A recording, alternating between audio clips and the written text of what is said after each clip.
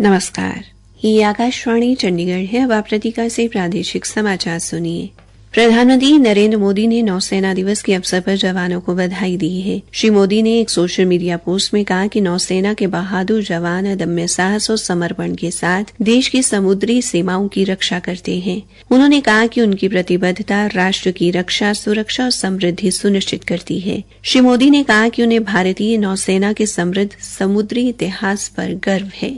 केंद्रीय कौशल विकास एवं उद्यमिता मंत्रालय की राष्ट्रीय व्यावसायिक शिक्षा एवं प्रशिक्षण परिषद ने भारतीय राष्ट्रीय अंतरिक्ष संवर्धन एवं प्राधिकरण केंद्र को आधिकारिक रूप से एक निकाय के रूप में मान्यता दी है। इसका उद्देश्य अंतरिक्ष क्षेत्र में व्यावसायिक शिक्षा एवं प्रशिक्षण को सशक्त बनाना है। कौशल विकास एवं उद्यमिता मंत्रालय के सचिव की उपस्थिति में इस सहमति पर हस्ताक्षर किए गए। राष्ट्रीय अंतरिक्ष संवर्धन एवं प्राधिकरण केंद्र अंतरिक्ष विभाग के तहत एक स्वायत्त एजेंसी के रूप में कार्यरत है।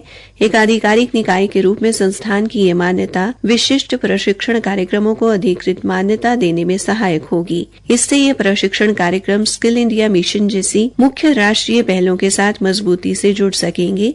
ये सहयोग संस्थान को उपग्रह विनिर्माण, कृषि में अंतरिक्ष प्रौद्योगिकी और प्रक्षेपण यान के मिशन डिजाइन जैसे क्षेत्रों में उन्नत प्रशिक्षण प्रदान करने में सक्षम बनाएगा। हरियाणा के ऊर्जा मंत्री अनिल विज ने किसानों को प्राथमिकता देते हुए राज्य के सभी गांवों की सोलर मैपिंग कराने के निर्देश दिए हैं।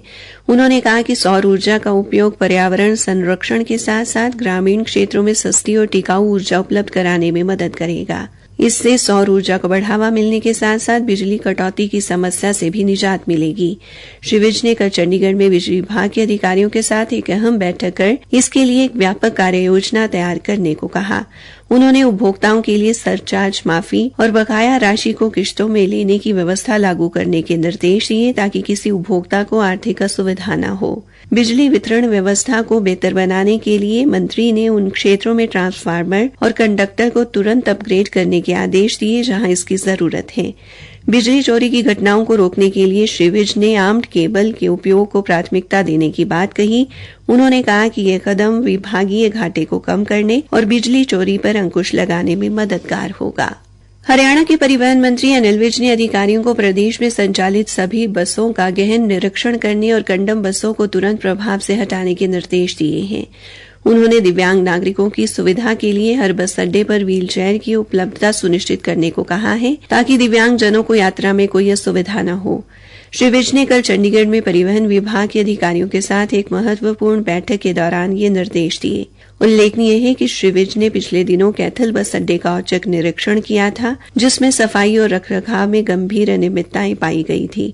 निरीक्षण के बाद परिवहन मंत्री ने स्टेशन सुपरवाइजर सुनील कुमार और बस चालक मोनू को निलंबित करने के निर्देश दिए थे। विभाग ने उन्हें कल निलंबित कर दिया है। हरियाणा के सामाजिक न्याय एवं अधिकारिता मंत्री कृष्ण कुमार बेदी ने कहा कि प्रदेश में कुल 2,06,770 दिव्यांगजन हैं और उनका विभाग दिव्यांगजनों के सशक्तिकरण के लिए काम कर रहा है। कल पंचकुला में अंतर्राष्ट्रीय दिव्यांगजन दिवस के अवसर पर मीडिया से बातचीत में उन्होंने बताया कि हरियाणा सरकार द्वारा दिव्यांगजनों को 3,000 रुपए मासिक पेंशन एवं सरकारी नौकरियों में आरक्षण सहित कई सुविधाएं दी जा रही हैं। हरियाणा विधानसभा अध्यक्ष हरविंदर कल्याण ने कहा कि समाज में कोई भी व्यक्ति पूर्ण नहीं होता, उसे किसी न किसी के सहयोग की जरूरत पड़ती है और यही बात दिव्यांगजनों के मामले में भी लागू होती है। उन्होंने कहा कि दिव्यांग किसी भी तरह से किसी आम इंसान से कमतर नहीं होते, बल्कि उन्हें अपनी प्रतिभा दिखाने के लिए थोड़े सहयोग की जरूरत होती है। विधानसभा अध्यक्ष कल पंचकुला के सेक्टर 16 स्थित हरियाणा वाणी एवं श्रवण संस्थान में अंतर्राष्ट्रीय दिव्यांगजन दिवस के अवसर पर आयोजित कार्यक्रम में मुख्य अतिथि के तौर पर संबोधित कर रहे थे। इस अवसर पर उन्होंने संस्थान को 5 लाख रुपए की राशि देने की घोषणा की। इसी के साथ ये समाचार बुलेटिन समाप्त हुआ।